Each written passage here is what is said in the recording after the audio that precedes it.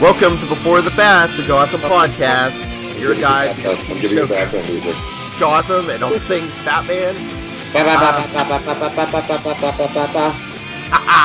Well,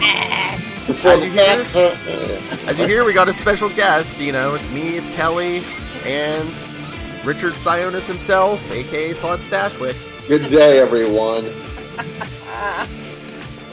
Good day. I still think there's a thing, you know, with Tyler and me not being on the same cast for a while. Yeah, kind of weird. There is no feud anyone. It's just their schedules haven't matched up. Welcome to retail, folks. All right, Todd, it's great to have you back. Thanks for having me back. We were all excited to see you in the season premiere, and then we kind of got our hopes dashed at the end of the episode. How so? Well, it looks like you met your untimely end. I never saw a body. That's what I said. Yep. And I'm not speaking from anything that has been whispered in my ear. I'm just saying that they never showed the body. Yeah, and like I even said, since you were playing Richard and not Roman, like in the comic books, they could always bring you back as a twin brother or something. Or have rushed me off to intensive care. Exactly. But yeah, this is it's always that, because I've done other shows where I've perished, but it's also the nature of these kinds of shows that creates always a window if they want to write you back in. He's not dead. He's only mostly dead. He's mostly dead. I died on the originals. Spoiler, 2 seasons ago. But I died as an unholy thing. So I died from supernatural means, and so one could always go, oh, well then, whippity-boo, he's back. I just thought they killed you off because they were like, man, this guy has so much work, he's never going to get back to the show. So. Well, there's a kernel of truth to that. I think as they were plotting out their season, they were wanting to build this rise of the villains, and so I think there were discussions to be had as to the direction to take Richard, and I think I literally dashed from shooting that episode. I flew straight from New York to Toronto to begin 5 months' work on 12 Monkeys. So I truth be told, I was not available to shoot anything else this season. But I also think they wanted to show you how serious Galvan was, and so doing a shocking death of a known villain immediately let you know that he means business. Yeah, I think it would just be so great, even if just the season finale you came back and took care of Theo, you know. They did 22 episodes, don't they? So that would be sometime in March that they'd be wrapping that season. So you know what? And I would not be up here. So all things are possible. Although I'm not writing their show for them. They know where they're going with stuff. Or maybe they don't, and maybe they're making it up as they go. I don't know. But as television works, as I know it, you have to kind of pitch your whole season when you get greenlit for season 2. Yeah, but were those Arkham Asylum scenes as fun to film as they look? Again, we talked about this last time a bit. In being the fanboy that I am for certain things, I'm very passionate about certain projects: Battlestar Galactica, Star Wars, Batman. The moment where I'm standing in Gotham City as an actor the first time was amazing, and then the second time being in Arkham Asylum, and I posted a picture of one of the walls that had Arkham written on it. Yeah, it's a little bucket listy. It was pretty great. I mean, it was just cool to go, where I'm sitting right now is the closest anyone will get to actually being in the real Arkham Asylum. Not that anybody would want to be in the real Arkham Asylum. I don't know if that would be a walk in the park, but it was really quite thrilling to be part of that menagerie of fools. It was very cool. And what about working with Cameron Monaghan? Oh, he's lovely. Cameron, he's a very dedicated, serious kid. And then after we were done shooting, he and I were doing a lot of talking about video games and stuff. He's a big gamer, and he's a sweet kid. And then I saw him again briefly. It's actually kind of a funny story. I saw them briefly. My wife and I were at San Diego Comic-Con together, and we were on the list to go to this Entertainment Weekly party. And then we get upstairs, and there's this clog of humanity between us and the bouncer and the table where we were supposed to sign in, and it was just not moving, and there was just a lot of people trying to get into this party, and the bouncer's like, "This party's for talent only. If you're not on the list, don't blah blah blah." And it wasn't moving, so people weren't leaving, and I wasn't going to be the jackhole that goes, "Excuse me, I'm on the list." Pushed my way to the front of the party, and I just wasn't going to be that guy. And then this side door opens, and a publicist lady comes walking out with this entourage of about 15 people, and she goes, "Make a space! It's the cast of Gotham! Make a space!" And she was going to walk them all through. And so I had literally worked with these people the week before. So as they're passing through, I grab my wife's wrist, and I jump into the line, and I ride Gotham into the party. Oh, jeez. The Gotham conga line. I'm saying it was, and immediately it was just like, "Oh, hey, how you? I'm good, great. Just keep moving forward. But yeah, I mean, if you could put in a good word with us with Cameron, man, tell him we'd love to have him on the podcast. I couldn't tell you the next time I'll see the kid, but if I bump into him, I'll do what I can. No, thank you. But yeah, I just wish they would have kept you on the show for a little longer. Because did you see the second episode this week, Jerome? I have not. I'm about 17 episodes into season 1 because it finally came to Netflix. Because when it was on last year, I was not around to watch it. Mm-hmm. Just life gets busy, and so I tend to be able to catch up on shows. There's only a few shows that are appointment in television, like Walking Dead, because I'm afraid that people are going to talk about it the next day, or Game of Thrones, and I'll be like, "God, you spoiled it!" So yes. I feel absolutely compelled to watch it day and date. But Gotham was one of those shows that I watched like the first 5 or 6 episodes religiously, and then I got super busy, and I could not keep up with it, and I was like, ugh. You know what? I'm going to wait till that it just all gets puked out on Netflix, and then I will just, because I knew it was coming to Netflix, and I knew I'd have a lot of time in Toronto, so that was going to be my show. Mm-hmm. So I am behind a season. It just would have been so great to see you with the guys, because, I mean, Jerome and the guys were terrorizing the city. They're throwing guys off of rooftops. They're almost setting cheerleaders on fire. Oof. Yeah. Almost. Yeah. Shame on him for his lack of follow-through. A busload of cheerleaders. Oh my goodness! So you're still back on the is Barbara wearing pants or is Barbara not wearing pants part of the I don't know season. that was the thing. I didn't think that was the litigation mark in the show. Well, if anyone would know. What episode did I just watch?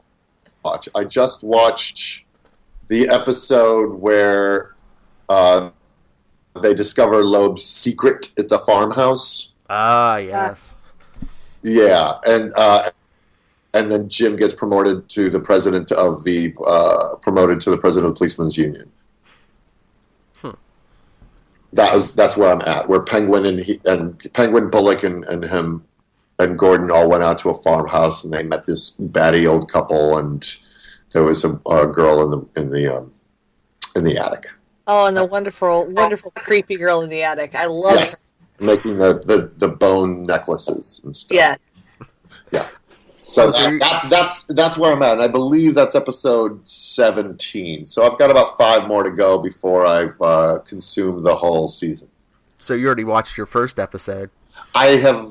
Oh yeah. I saw that when it aired, because that was still under the purview of when I was able to sit down and watch it once a week. Here, I'll ask you the 2 questions we got from at @nerdquo on Twitter. The first one is, you want to know, if you had to pick any Batman villain, who would you play? Well, I didn't have to pick; it picked me. Beyond.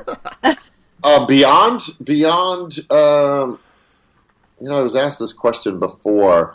The Joker's obviously would be a lovely thing to sink your teeth into and put one's personal spin on it, because that would be, he's the definitive bad villain, and there's so many ways to go with him. But taking the Joker off the table, I think Hush would be a great villain to play. Yeah. And I think, playing the Black Mask in a different story, playing Roman Sionis would be fun. I think those would fit both of those, between Hush and Black Mask, fits my build and sort of what I bring to the table as an actor. That's cool. Yeah. Getting to play your own twin would be fun. I'd have to have a goatee, though, right? Well, yeah, but, Because I'd be the evil twin, because Richard was a pussycat. And his other question, to take it out of Gotham, he said, what show would you like to be on that you haven't been on yet? I would like to do, Walking Dead would be really fun. I say that, but then I go, be in the middle of the mosquito woods in the middle of the summer. Welcome to my world. It's funny that my wife and I will be watching TV shows, and then we'll see like the scene where the guy is like being chased through the mud in the woods by the zombie, and then I just always lean over to her and go, "Hell shoot," because I know exactly what that actor's day was like. What to make those scenes, and like they're always the most exciting, best scenes, and then you just go, that would have been a miserable experience. I mean, miserable is a relative thing. It's not Afghanistan, and you're not at war, but there's still craft services, but it wouldn't be comfortable. It would not be very like when you're reading a script and you get to a page, you're like, and the characters are covered in blood and blah blah blah, and you're like, oh, this is such a great, exciting, fun, escapist read, and then you go, they're covered in sticky corn syrup their whole day. Yeah, whole day. Yeah, so it's quite an uncomfortable gig. But Game of Thrones would be a whole lot of fun, to swing a sword and ride a horse. That would be a lot of fun. I would love to be a villain on Doctor Who. That would be really fun. And I would like to, and maybe, it's been a while since I've been able to do a half-hour sitcom, and I haven't seen many lately. Oh, I'd love to do the new Muppets show. That would be fun. Oh, that'd be awesome. That'd be fun. It's been a while since I've gotten to do comedy, so you always long for the thing that you're not doing at the moment. So I'd like to go home for a little while. I haven't seen my family for a month. I'd like to go home and maybe just do a nice, easy half-hour sitcom.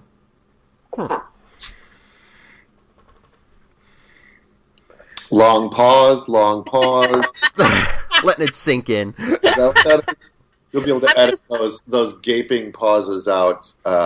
Yeah. I could just imagine you with like Miss Piggy. I'll do some scenes with the pig. That was running through my mind. Or Pigs in Space would be fun. I'd do it all. I'd do it all. Yeah, because didn't her and Kermit break up? Like Todd could be the new boyfriend. I'll take it. I think Nathan Fillion's the new boyfriend, isn't he? Yeah. That's so fun. Good for Nathan. It could be like Seinfeld. She could have a new boyfriend every week. Yeah. Seinfeld had a new boyfriend every week? No. Well, you never know. I don't know. There's some episodes I missed. Uh,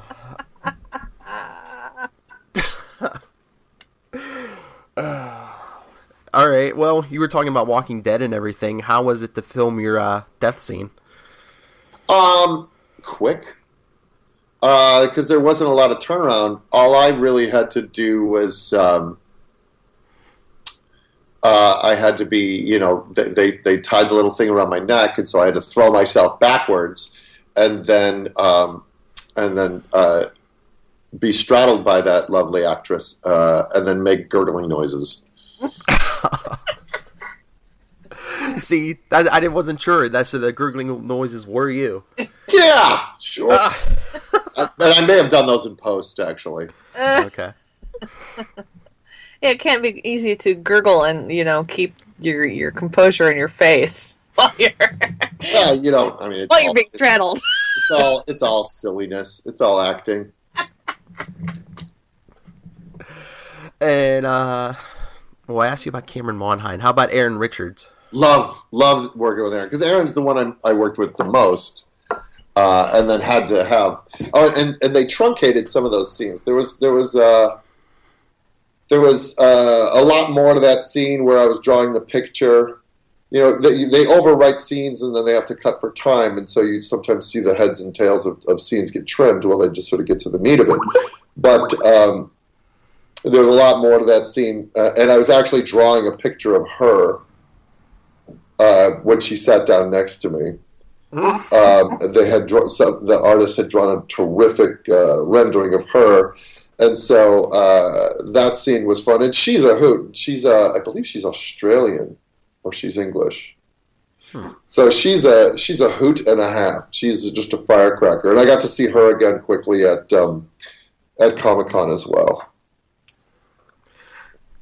But really had a great time. All those guys, Dustin Ibarra, we had such a fun week again, because we're in Arkham Asylum, and then in Galvan's crazy Art Deco festival of statuary living room. So yeah, it's such a fun show to be a part of. I'm very fortunate that I get to be part of some shows that have pretty crazy sets and pretty crazy situations and stuff. So speaking of sets, how big is the area that actually they have to film? I mean, because they have a lot of different sets. Well, it's Steiner Studios in Brooklyn.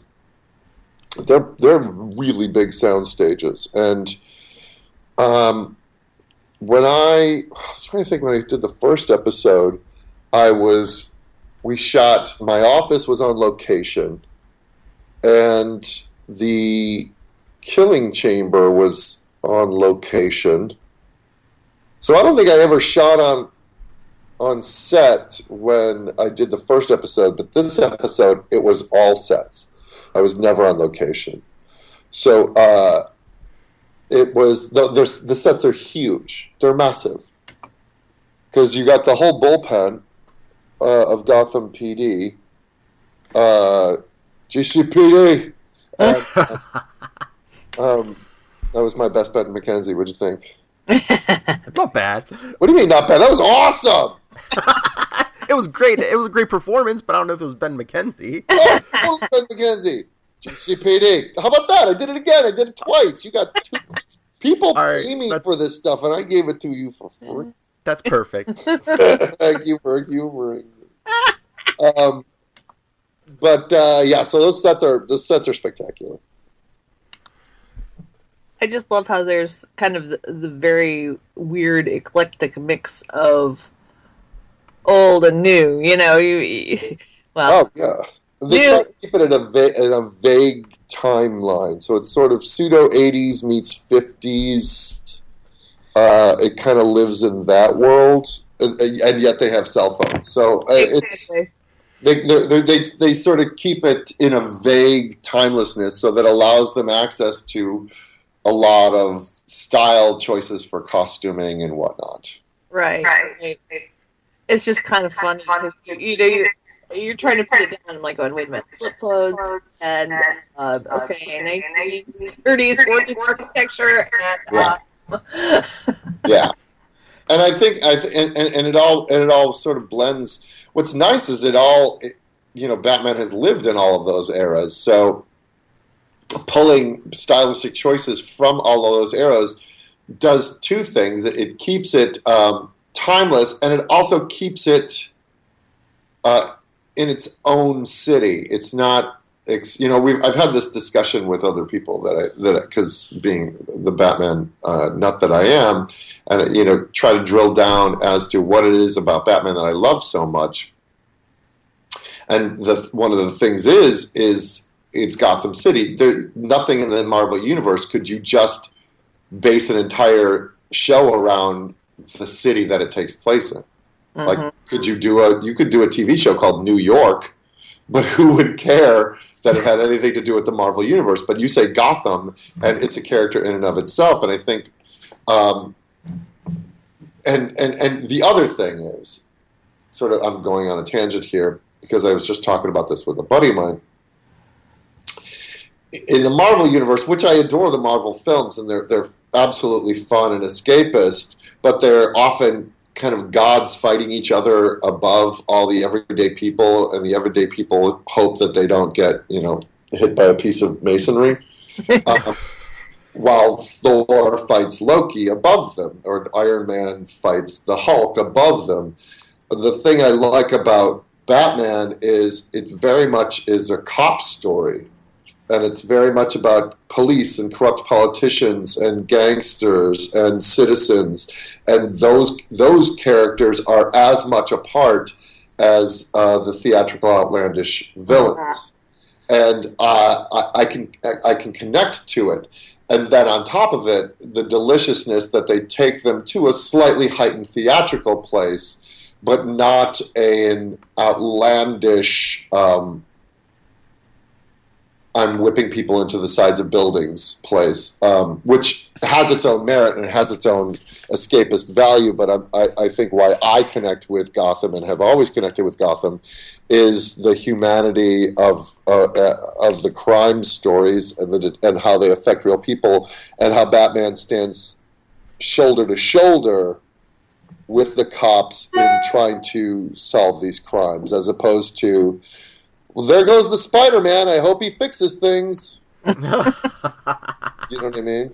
Well, and then fleshing out the universe and the quote-unquote little people, makes you care about. I don't think there are little people. I think Alfred, as much of a realized character as Jim Gordon, is much of a realized character as the Penguin is. And I care just as much of the storylines when it involves the corruption of Wayne Enterprises, as much as I care about the electrocutioner is going to hurt somebody. You know what I mean? Like, I think they do a great job, especially on Gotham City, but very much in the comics, of grounding things in very relatable terms, so it isn't all just flights of fancy. Mm-hmm. I think it's somebody once said the difference between DC and Marvel, what was it like? Marvel are superheroes trying to be people, and DC is people trying to be heroes. Mm-hmm. And I find that the DC heroes are often born of tragedy. Superman's planet blew up. Batman's parents are killed, and I think and very much Marvel characters are born of science. Dr. Bruce Banner turns into the Hulk, hit by gamma rays. And they weave tragedy in there. I'm not to shortchange the Marvel writing, but I've always found Gotham and Batman a much more intriguing, around every corner place to walk through and invest my entertainment dollars in. The more self-made man. Pardon me? The more self-made man. Yeah, I mean, superpowers and Well, I think that is again why Batman has endured. It's just like, if I was a billionaire and witnessed the tragic loss of my parents, I might do the same thing. Yeah, I think a lot of people relate to that because Batman seems to be DC's like most popular character now. Yeah, it certainly is the one that has continued to work on screen and television to a wider audience, and that's how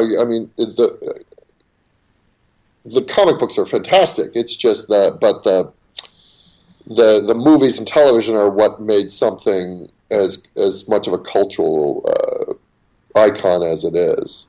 Mm-hmm. And Superman has had a successful television series back in the 50s. Mm-hmm. And then the Christopher Reeves movies were successful, but they're having a hard time redefining it for a current audience.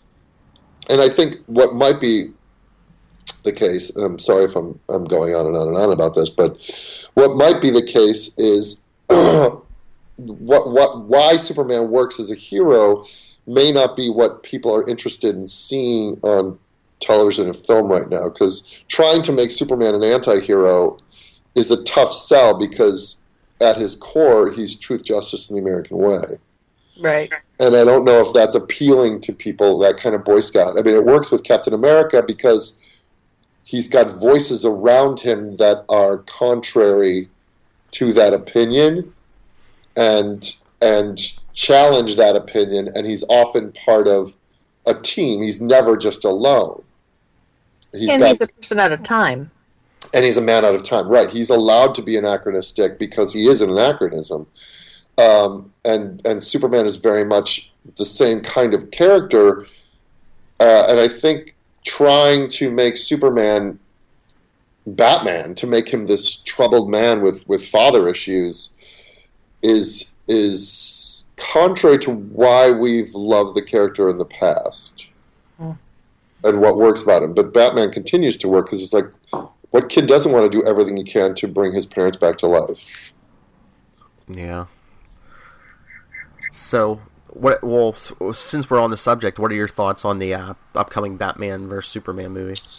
I think if they lean harder into the fundamental differences between the characters, Superman make Superman the Boy Scout.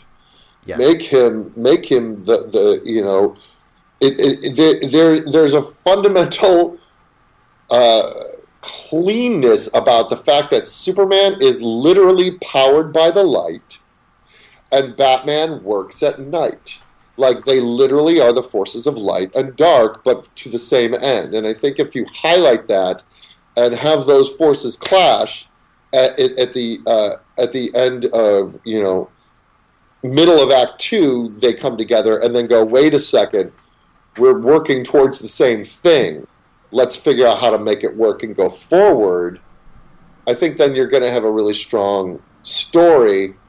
I don't think your third act should be the fight between the two. I think that should be your second act, and I think the third act should be them teaming up. Now, I've never been one outside of Super Friends. I never followed much of the Justice League and the team ups between Batman and Superman. The Batman that I adore doesn't live in the same world as Superman. Mm-hmm. If that makes any sense. I think that was something they stitched together in the DC world a long time ago. I think at first you had Gotham City in Detective Comics, and then you had Metropolis, but they weren't the same shared universe. And then at some point somebody said, this is a gold mine! Let's make them team up!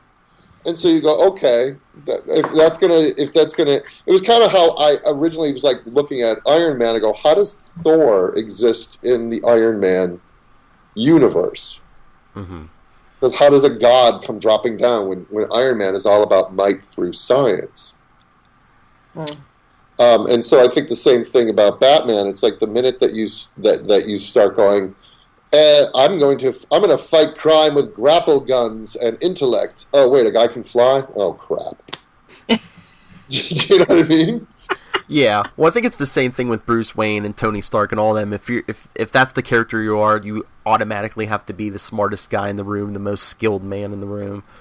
Yeah, and I'm excited about Batman v Superman because I think it's going to be a really curious task. I'm very excited about Suicide Squad. Mm-hmm. I'm excited to see the DC universe, the DC expanded universe represented on screen in a cohesive form. I think that'll be interesting stories. And so far, what I've seen of Batman v Superman in terms of the look of the film, it feels the most Batman-y. It feels the most, because I've been playing a lot of Arkham Knight, and it feels so Batman-y in ways that Batman has never felt on screen. I think Batman, and the Nolan films are fantastic, but I think Batman in the Nolan films was much more of like a Black Ops operative. He was much more of a Tom Clancy character. And this feels, ripped from the pages of Frank Miller and a more colorful Batman universe. And I'm excited to see what Leto's doing. I think the Harley Quinn is pitch perfect in that world. I liked Henry Cavill as Superman. I just wasn't. I didn't understand exactly the take. I didn't understand exactly the take that Pa Kent was sort of building shame into him, and it seems like Ma Kent is sort of saying, you don't owe these people anything. And I'm like, well, that to me is not fundamentally Superman, but I will certainly step back and take a look and go in with an open mind. I'm not harumphing and walking in with any pre-opinions. I'm very excited and buoyed by what I've seen so far. But no, I mean, I get what you're saying, and I agree with you. It seems like in the movies, the comics, they're trying to make Superman a little darker, give him more of an edge lately, and that's not Superman. Yeah, I mean, I think especially if you read a lot of Grant Morrison, I think Superman at his best is.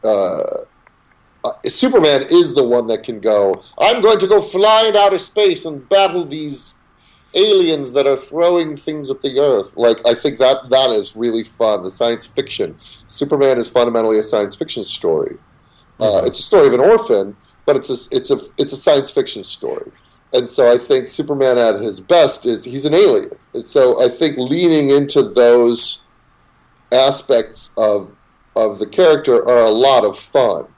And Batman is a noir story, and so it's a hard bridge to gap that to gap a fundamentally detective noir crime driven story with a save the world from Brainiac stories. You know what I mean? Those are two different things. I think you ultimately have to bring you have to bring Batman into Superman's world as opposed to Superman into Batman's world. Yeah. Yeah, because like you were saying, if they go it looks like they're going the Frank Miller route. So it's basically it has to be a Batman story where they bring in Superman as the ultimate challenge. Yeah, I think so. I think you're right, and I was talking with another friend. She's like, why is it Batman v Superman? Is it a court battle? And I said, well, I don't think it's I think it's ultimately the V as opposed to versus, because it's not. I don't think it's going to be, and at its core, the writing isn't going to be about the brawl. I think the V means it's an ideological difference. Yes, it's an ideological, as where Superman had no trouble. Heat visioning buildings in half and fighting Zod and destroying Metropolis. I think Batman is running into the plumage of smoke. That shot in the trailer when Ben Affleck is at full pace running into the cloud as all the people are running out. I'm like, there you go, right there. Right there. A human being on foot is running towards the damage and towards the destruction. And Batman, meanwhile, or Superman is causing it. Not knowing his own strength.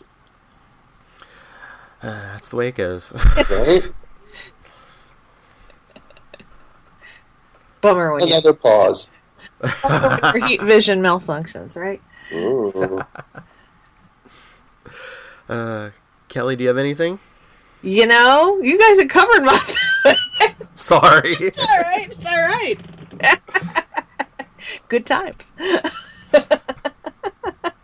That's why when Tyler said he couldn't make it, I was like, that's fine. I have plenty of stuff to ask Todd. I wish Todd had seen this last episode, because... Well, you know what? I can bow out and y'all can talk about it. Because this is part. I mean, obviously, your podcast is dedicated to Gotham. So if I'm not up to speed on it, feel free. I can head out of here, and y'all can discuss it on your own. Well, I just wish you had seen it, because it was pretty amazing. Well, you would be fangirling totally. Todd would be fangirling? Yes. The season 1 so far, I'm really quite loving, because, like I said, it is everything that I like about the Gotham universe, which is corruption and weird crimes and theatrical villains and human stories. It's really pitch perfect. It's like the big fear, everybody was like, well, how do you do a Batman story without Batman? I'm like, no, they're doing it, and they're crushing it. Yeah, I think it's just like most TV shows where, like, the first season it's world building and they're trying to maybe find a direction and they're showing people what the direction, and then season 2 you can just jump in and say, okay, this is it, here we go. Yeah. We're off to the races. The first 2 episodes of season 2, I gotta say, are a couple of my favorites, actually. So they're hitting it with me. Oh, that's good.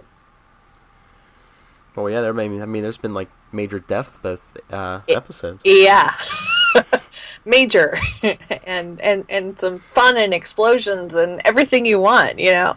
You know what? I may, because I think they'll probably all those first few episodes will be available on Hulu. Yep. So I think I'll be done with season 1 within the next week. So I'll dive into season 2. You're going to enjoy it. I'm looking forward to it. All right, well, that's all I have. Kelly, anything? I think we've about covered it. Great. But Todd, thank you for your time once again. Thanks for having me. I mean, I'd love to make this a regular thing. I mean, if you want to come on once or twice a season, or anytime you have a thought, Keep me posted. All right. We love being Batman with you. Is this airing? Probably sometime this week coming up. Because I will be appearing at New York Comic-Con on Thursday. We have a 12 Monkeys panel. So if anybody wants to come out, if this goes out before Thursday, if anybody wants to come out and say hi, and they're going to be at the Comic-Con, I'm also going to be doing a signing of posters for Devil Inside, the webcomic that I write. We'll be doing a signing at New York Comic-Con this weekend. So plugging a couple things. Oh, and you can also watch all of 12 Monkeys on demand now. Which is awesome. Yeah, it's a good show. Yeah, I'll try to promote the New York Comic Con, your appearance on our social media too. But one last thing, Rob Southgate told me to tell you hi. Jeez. I've not gotten to see Rob. Where is he based out of Chicago? Yep. Yeah. I have not seen Rob since I graduated high school. I was just there, a month ago. Visiting Rob? Yeah. Stayed with Rob and Martha and Molly, and had a great time. I gotta figure out how to see him when I get back to Chicago this holiday. He's one of my favorite people. He and I did a lot of plays together growing up. Yeah, he was all disappointed because they were originally set to come to New York Comic Con, and then they can't make it. So, I was like, Todd's going to be there. He's like, oh man, are you guys we were going to go. I wish I could. I can't this year. Okay. Yeah, I just switched employment, so I have no time off at this point. But it's Dragon Con and New York are on my list. Those are two I have not. Dragon. What? I've never done Dragon Con. I have not either. I've been to SDCC and I've been all over this area, of course. Yeah. But New York is on my list. So. Yeah. Yeah. Yes. Yeah. So we have a 12:15 panel in the main stage for 12 Monkeys. You'll have a blast. So tell your listeners to come and say hi. You just did. Indeed. But hey, good. Come and say hi. That's right. Go say hi. But good luck at Comic-Con, and thank you so much for. Take care, guys. Thanks for being batty with us. Of course. Thank you. Cheers. Bye. Bye. Bye. Oh, I love having him on. I know, he's awesome. He's so fun. He's so knowledgeable. He's in it. Yes, and there are some little clips in there that might have to become ringtones. I know. It's really funny. I was so bad. My coworker, she's got my number, so if she needs to switch shifts or anything with me, she can just call me, right? You know what I made her ringtone? What? Save big money. Save big money when you shop Menards.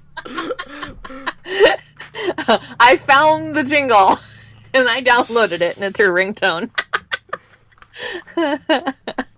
Oh man, but hopefully everyone's been live tweeting with me every Monday. I'm having fun, man. I'm in it now. This live tweeting. That's awesome. It's a lot of fun. My problem is right now they're training new people, so they have to work with my boss during the day. Mm-hmm. And right now she's sick. By the way, I had to send her home the other day. So I was the department manager 2 days ago.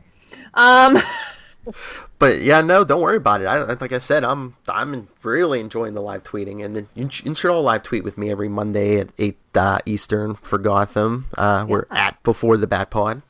Very cool. Yes. But okay, but I didn't want to spoil it for Todd. But let's jump into episode 2 of season 2. Oh, holy cow! Yes. Let me grab my synopsis here. Oh, I don't know if you saw any of my tweets, but no, I have not been on Twitter for a while. Jerome and the guys are throwing, those dock workers off the roof, and I had to say, it's raining men. Oh, ouch, yes. That's what I was thinking in my head. I'm like going, what are they trying to spell? It was like, wait a minute. Shouldn't you look that up in the dictionary before you write it on the guys? I mean, talk about looking for attention. They're throwing them off the roof of the newspaper building. It's like, ugh. Good thing it wasn't the Daily Planet. And what about that editor? No one cares who the mayor's sleeping with. Really? Yeah. I'm like, that definitely isn't J. Jonah Jameson over there. Exactly. I mean, especially with all the corruption in that city, it's like no one cares who the mayor's sleeping with. Well, maybe that's the point. Maybe there's so much corruption that nobody cares. Maybe, because I was going to say, unless it's the mayor's wife, I think people would care. It's like, wow.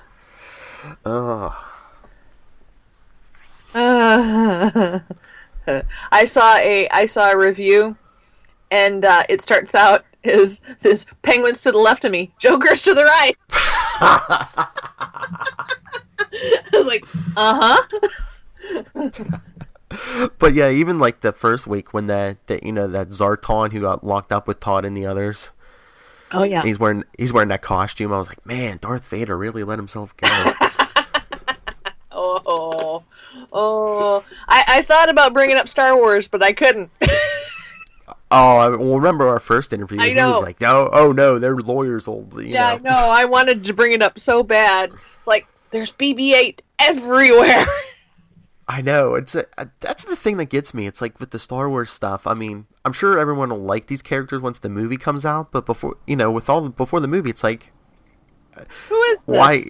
Why should I like these characters? Yeah, it's like I don't know these characters. BB-8's just cute because you've seen the commercials with the little droid, right? That the little the little actual robotic thing toy that you can run around with. Yeah, the remote control thing. Yes. Yeah, so he's adorable. I actually already own a BB-8 shirt, but I know, but I'm just always and it's cute, But... Yeah, but I'm just always afraid. I'm like, oh no, is this going to be the next Jar Jar Binks? Yeah. I hear you. Oh, and by the way, if you are a Star Wars fan, you can get the really cool. It's a glow in the dark Spirit of Yoda at Walgreens. And it's a bobblehead. It's the only place you can get it that I found. It's very cool. So it's a Funko Pop. But anyway, I digress. But all right, you have the synopsis? I sure do. Well, actually, I have a long review. Let me grab the synopsis too. Okay. Let's see here. The one I found was really short. Here we go.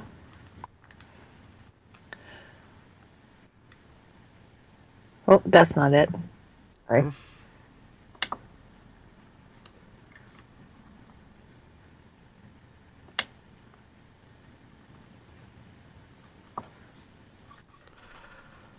Here we go. I think this one has it. All right. Scroll down. All right, here we go.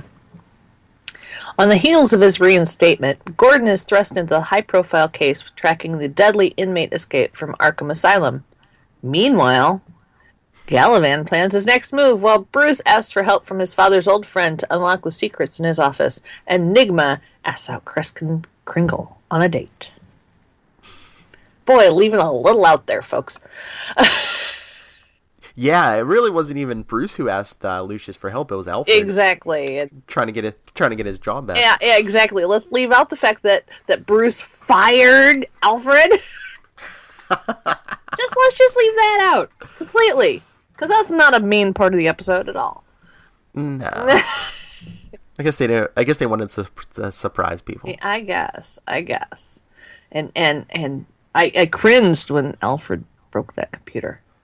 I know. I was like, whoa, what? Well, I mean, anyone abusing technology in such a manner, that's just... I know, but, and I know computer looked a little bit newer than the 80s, too. Yeah, that was my whole thing. I was like, wait, some of it looked newer, and I was just like, it's real confusing. Yes. Their technology stuff is really whacked. And I was just like, how long has it been since Thomas Wayne's been down there? Because I was saying this last week. I said everything looked all like, cobwebby and super dusty. I was like, wait, didn't they just get killed a couple months ago? Yeah, but we have a supercomputer down there that, you know what I'm saying? But it's all cobwebby, but it looks like it's from the future, but it's actually from the past. I mean, was his dad a superconductor engineer? What's the deal here? And it's like, man, those rich people must have some good Wi-Fi to get a signal down in underground, Yeah, when they couldn't find this room before, they didn't know it existed, they couldn't break through the thing with how many, they had to use explosives to get through. Oh, yeah. That's what we were saying last week. It's like, yeah, Bruce is no detective yet. He couldn't figure it out. I mean, wouldn't you try, like, your birthday, your mother's birthday, your father's birthday, all your names? I laughed so hard, though, at the look of glee on his and Alfred's face when they blew that. Oh, yeah. It's so funny. Oh, my goodness. That was the one thing when I got to see this early, at Chicago. Uh-huh. And the premiere, and I just couldn't stop laughing when the two of them snuck around the corner to go blow that. I know, because first Alfred's all like, oh no, we got to be careful, we're going to blow the whole house up. Yeah, then they do it. He's like, they were both like, yeah. Exactly. They're like two kids in a candy store. And I don't know if I like that they're giving the Joker an origin, but I do like what Cameron Monheim's doing with it. Oh, yes. Yeah. He's really creepy. I mean, oh yeah, wonderfully creepy. But as one thing, I think I've told you before, I can't watch Heath Ledger's Joker. I just can't, because it will give me nightmares. And he just really got so method into that character that it just creeps me out completely. Yeah, and Jerome completely reminds me of that. But you've been able to watch the episode so far? Oh yeah. Yeah. I mean, he just he gives me that same vibe, Yeah. But yeah, they're these episodes have been really creepy, wonderfully creepy, but really creepy. Oh, I can't believe you can't watch The Dark Knight. That's like the best movie of that trilogy. I know, it's really hard. I've watched it twice.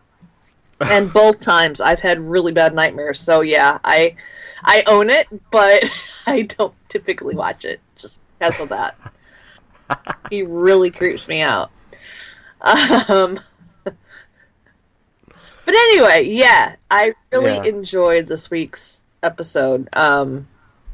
The whole Enigma, the way he's playing the duality is amazing.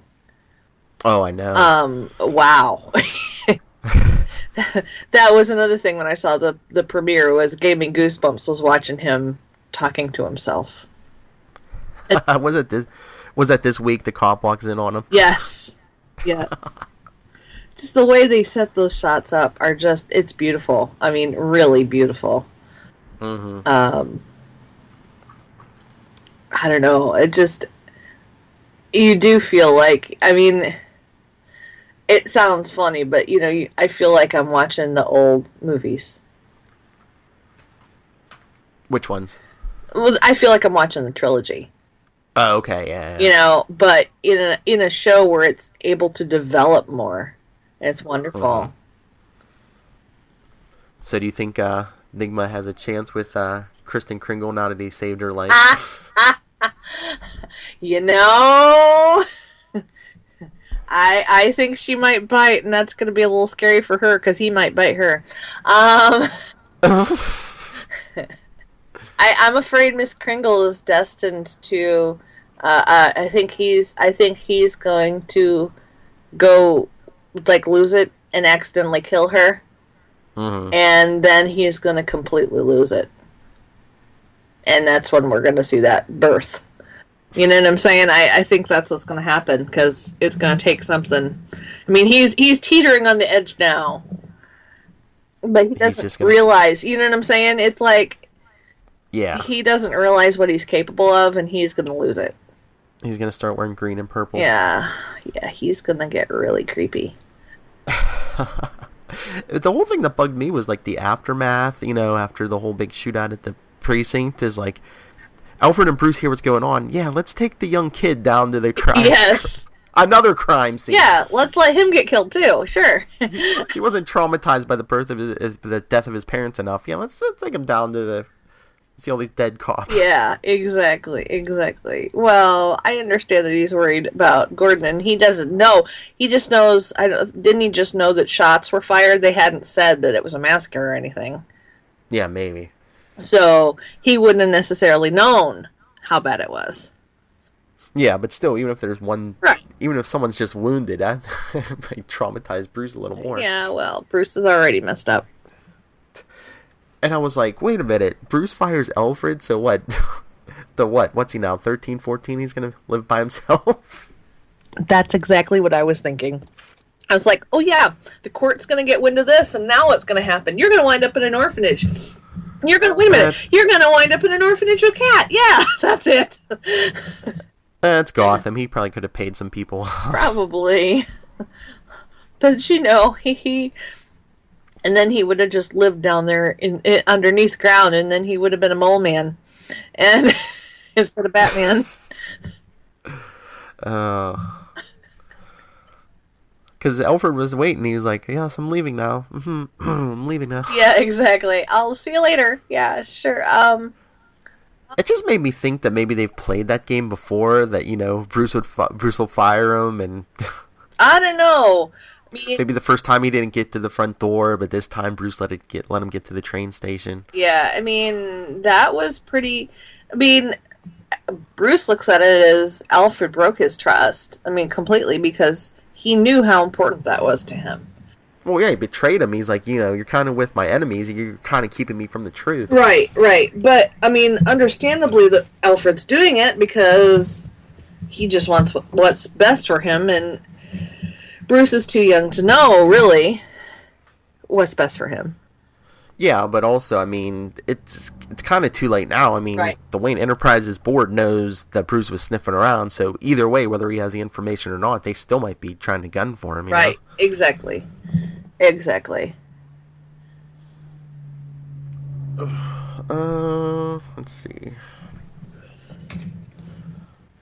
No Penguin this episode. I know, that was kind of weird. And I'm missing Mama.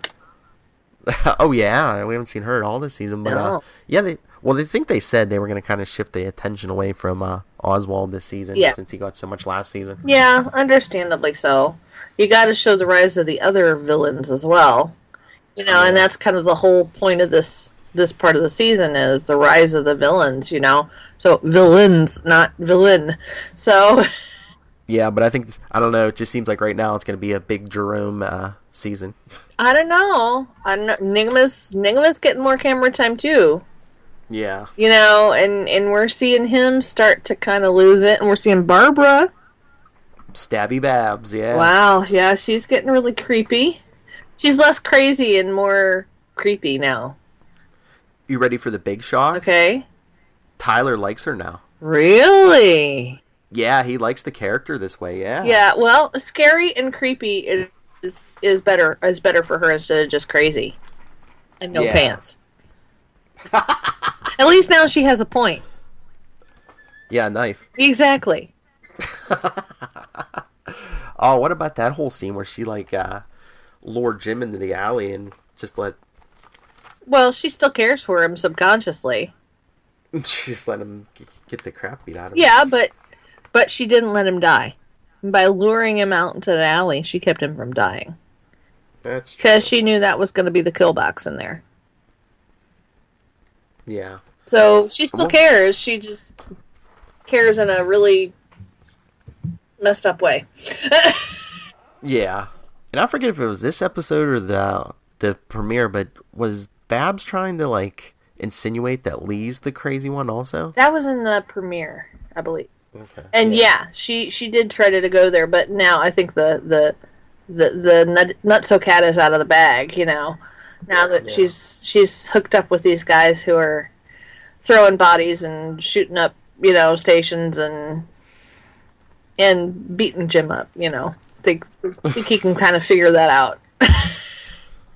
But you do have to kind of wonder if Lee isn't a little bit crazy. Yeah, because that's what we were talking about last week. Did you hear the big news? Morena Baccarin's pregnant? Yep, I did. They're taking method acting a little far. That's what Tyler said. Yeah. Yeah. But, okay, if you love each other, I can get that. Okay. Because we were saying, were they going to write that in? But we're like, well, she might not be that far along, and they probably don't have to address it at least for the first half of this season. Yeah, but then we could have Oracle, and then, Yeah, I know, but it wouldn't be weird if he had a child with Leslie and they named her Barbara? Well, not if Barbara dies in some weird way and ends up trying to save Jim or something in the process, or save other people, and they decide to name the baby after her in honor of what she does. No, I could see that working.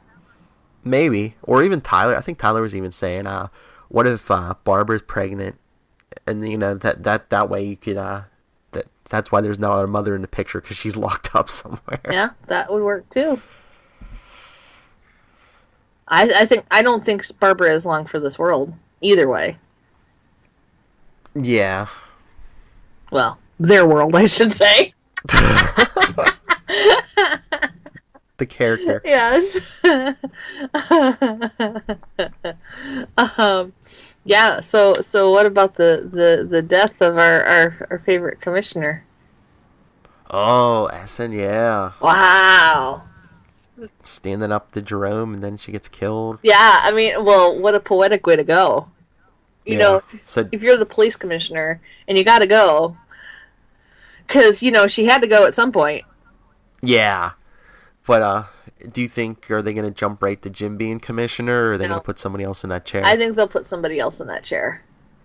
I saw. I think it was on Twitter or somewhere. Someone said, what if the weird twist was they put Bullock in that chair? That could be fun, actually. Yeah. That could be really fun. Or he has to be the man in charge, yeah. Oh, and Bullock's such a mess anyway. I mean, I'm glad he's back. Yeah. He had to be back. But, I mean, yeah. And the thing is, I think Bullock is good for Jim, in a way. Mm-hmm. Because Jim has crossed the line now, and I think Bullock is going to be the one reining him in.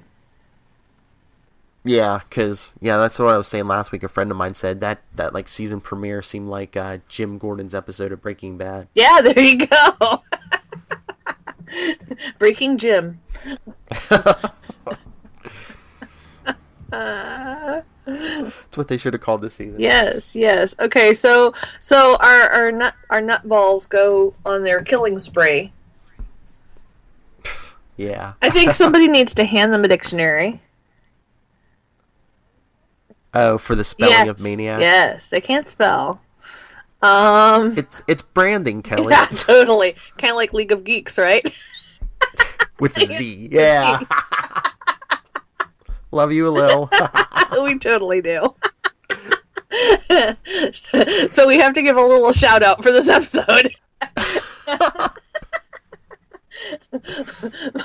But yeah, I just kind of laughed. I'm like going, what in the world are they trying to... Oh!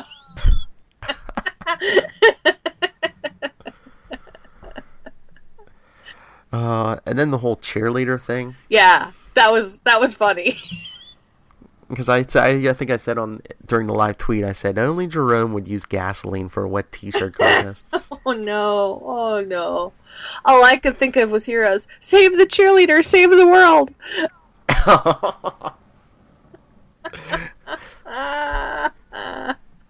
But no, it makes sense. I mean, they're trying to create mayhem. That's their whole deal. So nothing creates mayhem better than putting kids in danger. It outrages everyone. Yeah. That's how they're going to get lots of attention. I want to know, why is Theo setting them up and having them do all this? What's the end game? Good question. I think they're trying to terrorize the city. Yeah, but why? Why? To cover up for something else. Yeah, or it's just Theo. Is Theo going to step in and then be like, yeah, the mayor's let this town go to crap. I can... Right. Yeah. I think our government does that, don't they? Yeah, they do. United States government, especially the IRS. These are Kelly's views, not mine. At Super Squint. I'm just saying, you watch when they do document dumps. Yeah. You know, our government does the same thing, so... And speaking of people in power, do I want to know why the mayor had a hamster cage on his head? Well, some people would say that's what makes his brain run, but the little wheel, hamster in the wheel. Oh, that was a funny scene where he like runs in the wall, knocks himself out, and like Theo's like, "Is he dead?" And Tabitha's like, "I don't think so."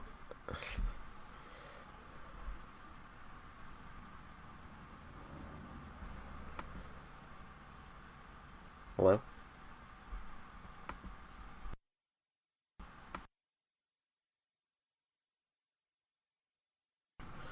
Alright. So anything else strike you in this episode? I just thought it was wonderfully creepy. Oh yeah, the whole season has been.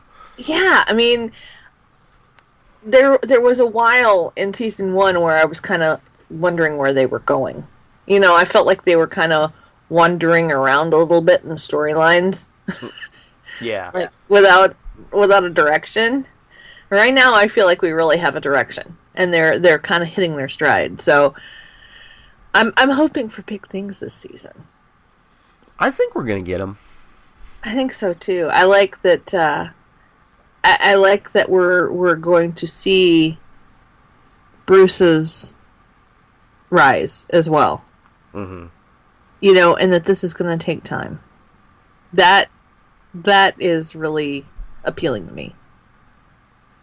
That they're not just giving him, you know what I'm saying? Yeah. A lot of times it's just kind of glossed over. Well, they don't want to put Batman on TV anyway, so yeah, they will give us, you know, the detailed training and that will be pretty cool. Yeah, they're probably going to pull a Smallville. He'll probably pull on the costume on the last episode of the series. That would be cool. I'd love to see, how he's going to have to work with Fox, and he's going to have to, build his computer network, and, maybe they'll pull in Finch, and he could have, the machine, and ha ha ha ha. Personal interest. They have a machine that monitors every voice communication, every email, every traffic cam. Mm-hmm. It's a really cool show. Anyway, that's totally what Bruce needs, and he needs to build it. Well, how else are you going to detect crime? That's true. So yeah, I could see this being a real fun ride, and a little concerning that we've gotten to this point so far. I'm thinking, man, how long? Exactly how long do we think they can draw this out? Because didn't they say that our young master Bruce grew like 4 inches between the season finale and the season premiere? Yeah, something like that. So this could be a problem. I mean, he's the actual age, so I guess you can still play him young, but yeah, once he hits like 18, I just wonder what you're gonna do. Yeah. Well, I mean, just the... Well, Bruce had to go to college, but, I'm sure. Yeah, but, and, you spend the season working on the actual fighting skills, a season working on detective skills. I would love to see his studies. Yeah. Well, we told Alfred he'd go back to school, so... Yeah, I mean, because he's going to have to study a lot more than just, calculus and, Oh, yeah.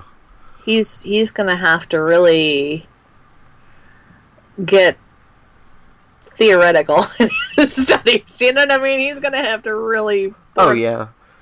And I think that would be really interesting to see, too. Yeah, well, there's been stories in the comics. I remember one from the 90s where, like, they do a flashback of Alfred talking to one of Bruce's teachers, and the teacher saying, yes, some subjects he studies to the point of, obsession, and, anything that doesn't interest him, he just ignores. And well, that could kill you. Yeah. You can't do that, Yeah, but I think they were trying to say, anything he thought he needed for his mission, he studied, like, yeah. But if it was, something, I don't know. I mean, home ec is important, because what if you get a rip in your costume, That's what Alfred's for.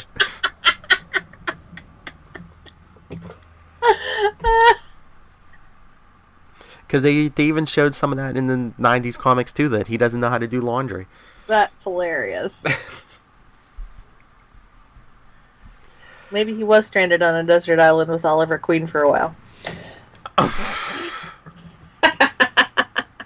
Oh, that's where Oliver picked up all his tricks. Okay.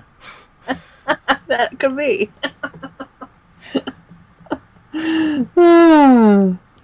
Anyway, have you seen some of the cool new merch out right now? What, Gotham merch? Well, Batman merch in specific. I saw a few things on Batman Day, but like around here, I wasn't impressed with like the variety of merchandise around here. But why? What have you seen? Well, the one thing that I saw that was pretty cool was the Batarang that they had out, and it was nice looking. It was nice size too. It was probably about 12 inches long. It's a pretty decent size one, and very nicely made. They had that at one of our local stores. I thought it was kind of neat because one of our local comic shops, well, shouldn't say local, about an hour away from me, they had a couple artists comic book artists doing sketches and stuff for folks, and so it was kind of nice. But I was really surprised that there wasn't more of an event. Yeah, I felt the same way around here. There really wasn't much around here. I guess that maybe you got to be probably, New York, Los Angeles, Chicago. Yeah.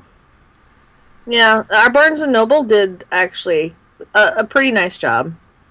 They had contests and stuff. They were giving away the free Batman comic, of course, and they had a table?